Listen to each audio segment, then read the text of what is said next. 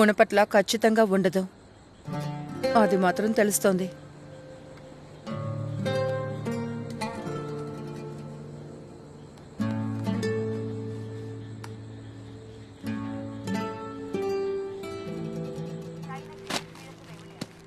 దాన్ని ఇక్కడే పెట్టి వెళ్ళిపోవచ్చు.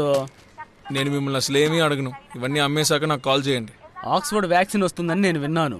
అది గనక వచ్చిందంటే ఇవన్నీ మిగిలిపోతాయిరా. ఈ బిజినెస్ని నేను ఇప్పుడే మొదలు పెట్టానన్నా. దయచేసి నెగటివ్గా మాట్లాడకండి.